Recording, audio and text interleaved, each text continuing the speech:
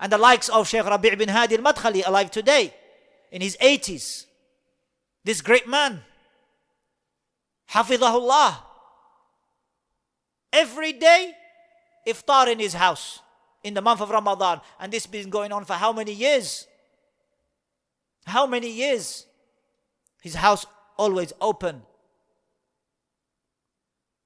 Imagine your house every day is open. Every day.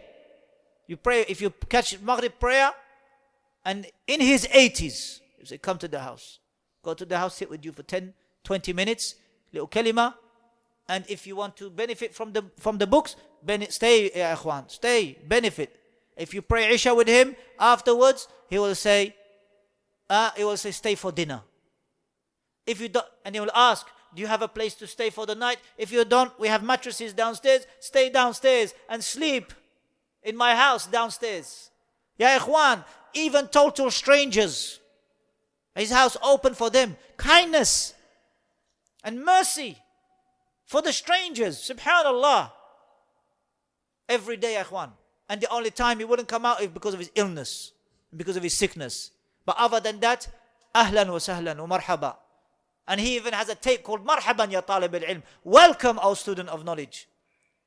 Happy to accept the students of knowledge. Happy to ask about different areas around the world. How's the da'wah? In this country, in that country, this continent, that continent. Worried for the Muslims. The ummah on his shoulders. Helping the Muslims around the world to be upon Quran and Sunnah. Away from bid'ah. This great alim. Reviving the books of the Salaf. How many books he has brought out of manuscript. How much of the deen he has defended. And how much of the Sahaba he has defended. Time after time. Sahaba after Sahaba. One word against a Sahabi. And he's there writing about it. But before that, he would advise that individual. And if he sees arrogance in that individual, then he would write and refute.